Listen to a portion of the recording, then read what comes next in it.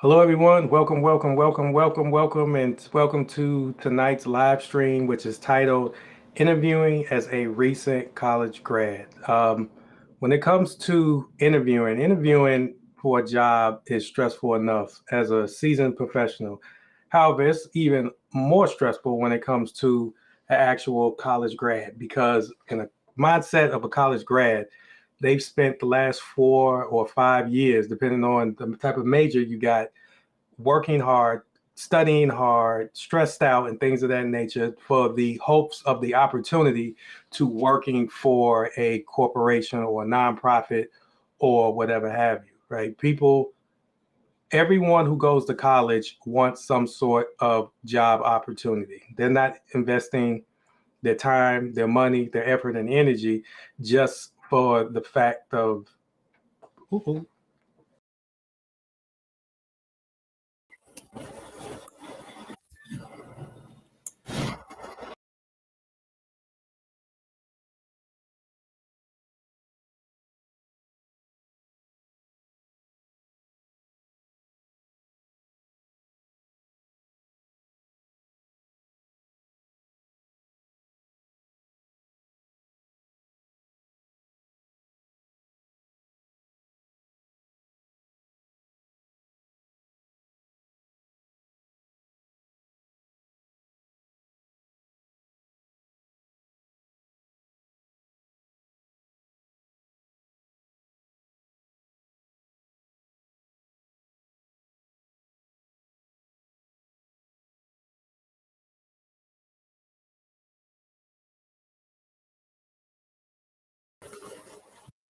all right, now we're back. We had some technical difficulties. It looked like the battery on my main camera went out, but that does not stop the show. So as I was saying, so when it comes to a job interview, just for a person who's out of college or a seasoned professional, it can be very stressful just to make sure that they answer all the right questions in the right manner.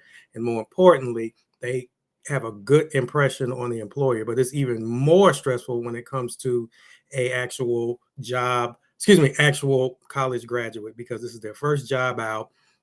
They're still wet behind the ears when it comes to being in the professional world, even if they've had adults of internships.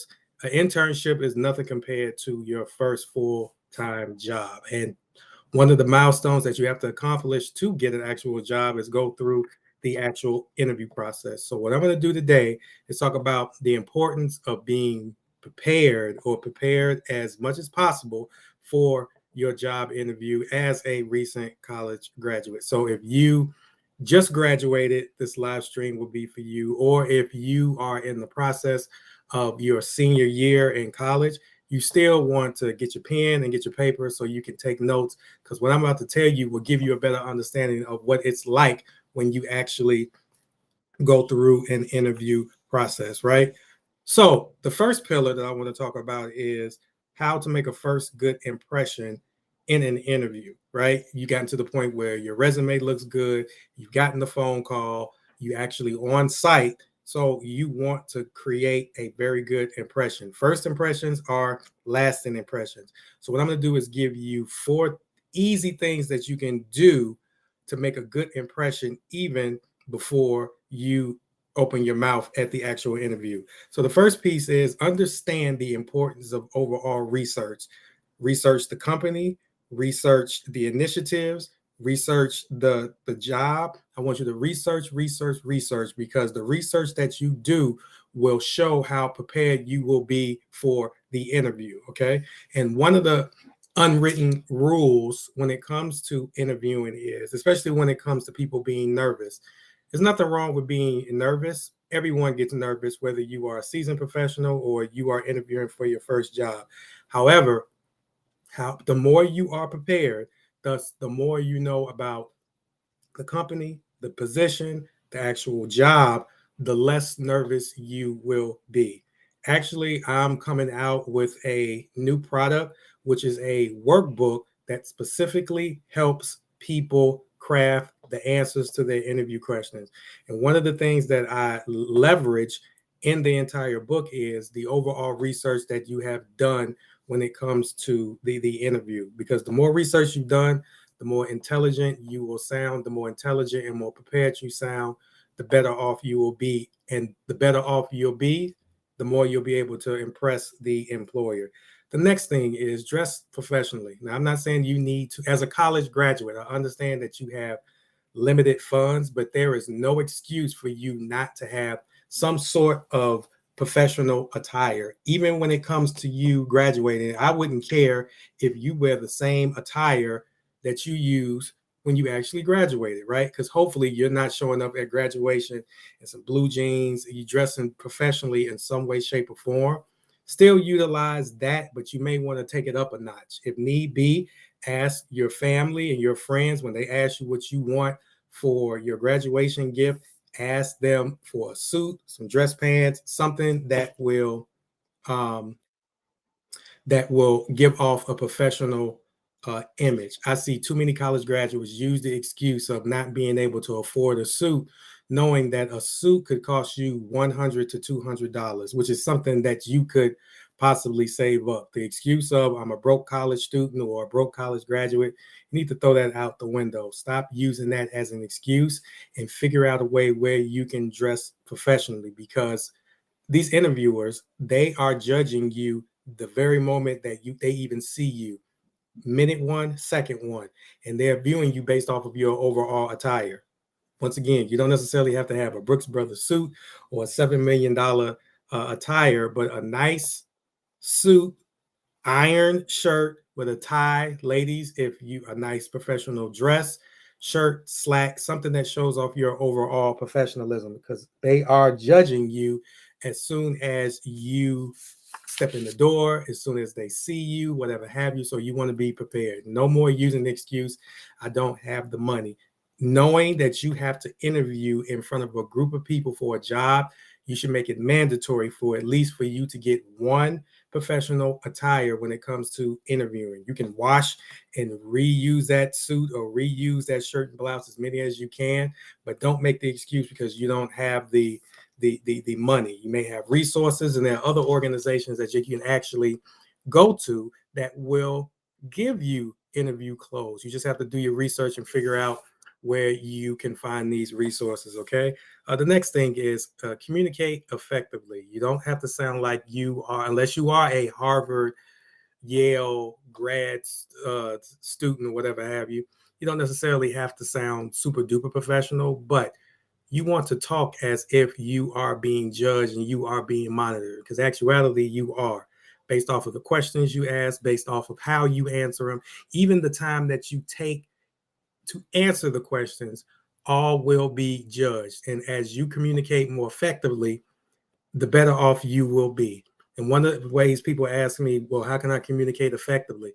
Before you actually go to the interview, you need to practice, whether it's practicing in front of a mirror or getting one of your buddies to actually do some sort of mock interview. But from the time that you hang up the phone and you know when your interview is, and from the time that you actually be on site for the interview, you have to practice. Now, as much as you practice is more on you, but the time that you should be practicing your interview questions should be way before you actually interview. I see so many people go into the interview and that's the first time that they're actually answering the question, and it creates an awkward moment. It creates a moment of silence, which creates a perception that you may not know what you're talking about and you may not be the best fit for the actual position. So communicate effectively. And last thing is asking relevant questions. Most people miss the fact that an employer is going to ask you, do you have any questions for them? And this is one of the questions that the employers, you know, that they're going to ask you. You may not know, in an amount of 10 questions, you may not know the 9 questions that they'll ask you, but trust and believe one of those questions are going to be, do you have any questions for me? And most people, and it could be based off of their nervousness or based off of a lack of preparation, they do not ask relevant questions. Okay. Some people use the excuse, well, I don't know what to ask. So I'm going to give you 2 questions that you can ask consistently that's relevant to any employer. So the first question is based off of who is interviewing you, whether it's a one-on-one interview or a group interview, you want to ask the person or the people that is sitting across from you, what do they like working at the company? Once again, the people that are interviewing you for the actual position works for the company also. So you can be proactive and get a little bit more insight with them and also be able to gauge their responses when you ask them how do they like the working for the overall company. If you listen correctly, some people will say also what they don't like, but ask that engaging question to get a better understanding of what's their perception and how they like the overall company, especially if this is the person that will be your boss. And the last question, which is very strategic and systematic, you always want to ask them what are the next steps in the hiring process. The reason why you want to ask that is there's a certain timeline when it comes to employment, right? You as the person that's being interviewed, you are at a certain point in that overall process because you're being interviewed for the position. But most people leave the interview without knowing what the next steps are. And there's a reason why you want to know what the next steps are so you can strategically follow up with them so you can stay top of mind when it comes to close of being hired. As an example, you go through an actual interview and let's say it's a Thursday, okay? It's a Thursday and you ask them the next question, what's the next steps in the hiring process? They're going to tell you, or some sort of variation of this, well, we still have a couple of interviews, but we are going to make our decision around the end of next week. So if you know that they're going to make their decision by the end of next week, you want to strategically follow up with them maybe on that Wednesday or that Thursday just to check in and just to make sure if there's anything else that they need from you when it comes to the actual interview process. This is a question that I ask in all of my interviews, and it's worked like a charm. Not even from the perspective where I got the job, because let's be transparent. Every job that I interview for, I did not get the job, just to be transparent. However, at the very least, I knew what the timeline was. So I knew when I could strategically follow up with them so I can stay top of mind. Okay. So once again, this was going to be a short live stream, but the 4 things that you can do to make a good impression as a college grad would be: 1, understand the importance of research. Do your research. That's why the internet is there, the library is there. In some instances, you may have other colleagues that work for the organization that can give you some good insight and good ammo that you can use before actually actually going into the interview. Number 2, dress professionally. You don't necessarily have to be Brooke Brothers or look like the Queen of England, but you definitely want to look presentable. The more presentable you are, the lasting impression that you have, because you want to be on the side of having a lasting impression that you look presentable, as opposed to not having an iron shirt, not being groomed, not even in some instances just being dirty. How you present yourself professionally is a direct reflection of a nonverbal perspective on how serious you are and how professional you are, hands down. You also want to communicate effectively. You want to have a conversation with the employer. Just don't get wrapped up in the fact that this person is a gatekeeper, this person is interviewing you. Look at it from the perspective where an interview is nothing but a conversation between 2 people, or maybe in some instances more than 2 people. But look at it like an overall conversation that will alleviate, or excuse me, that will lower your nervousness, because in some instances you have people that still get nervous, and that's a human trait, and no harm, no foul, but it will help alleviate some of that nervousness. And last but not least, you need to ask relevant questions when it comes to the overall position, because some people do not understand the magnitude of you not asking questions. Because if you don't ask questions, even if they've answered all of the questions that you may have had in the interview, you not asking relevant questions shows one thing: is being perceived as you are not interested or excited about the position. So I don't want you to lose out on a particular position because you failed to ask relevant questions. Okay. So guys, I was going to jump off. If you guys had any other questions, comments, concerns, feel free to reach out to me. But also I wanted to show my new book. So if there's anyone looking at this live stream or anyone that's looking at this replay, and if you are looking at this replay, please comment replay on in the chat so I know that you were here. But if you're looking at the screen right now, once again, my new workbook, Shattering the Interview Silence, is on pre-sale right now. So if you are interested in a workbook that will help you strategically craft your interview questions, this will be the book for you. And once again, the title was inspired based off of the fact if someone is asking you a question in an interview and you don't know what the answer is, there's going to be an uncomfortable silence. And that silence is loud, but it's very quiet at the same time, because it may show that you may not understand the question, it may not be relevant to you, or you just don't have the answer. And you don't want to put yourself in that position. So this book will strategically take you to the process of going through 50, I think it may be even more because we're still adding more questions to it, but at least 50 interview questions that most people ask. And it gives you an example of how you should, the book is based, workbook is based off of this. So there's a particular question. So the first section is geared towards the overall purpose of the question, which is very key, because a lot of times people will answer questions and they really don't even have the understanding of why they asked the question in the first place. So the first segment is to give you an understanding of why they asked that question. What's the overall purpose or the overall intent on why they asked that question in the first place? The second part, it gives you an example on how you should answer the question. Now, let me be very clear. It's an example on how you should answer the question. Do not verbatim take what I put in the book, but use it as a guide on how you should actually structure your answer. So you have the intent on why the question is being asked, the example of how you should ask it, and it's only right for me to put in there examples on how you should not answer the question also, because sometimes people just fire off answers, which is the wrong answer, but they have no idea, right?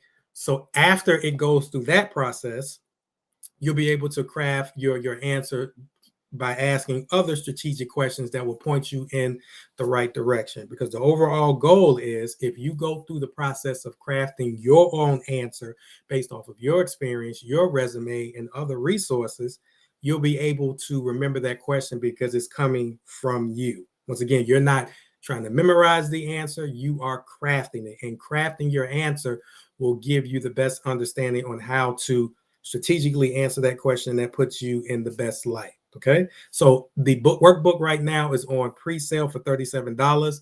For $37, you also get $1,500 worth of bonuses. I just didn't want to give you guys the workbook. I also wanted to give you 4 bonuses, and it also may be more because we're still adding stuff, but it's 4 bonuses that will even put you in a better position when it comes to interviewing. Because at the end of the day, when you are in front of an employer, you want to put your best foot forward and you want to answer the questions the best of your ability. And once again, this is a tool that will help alleviate your overall nervousness. Thus, it puts you in a more comfortable and confident space, right? So if you guys are interested in that book, please scan the QR code and you can actually pre-order the book right now.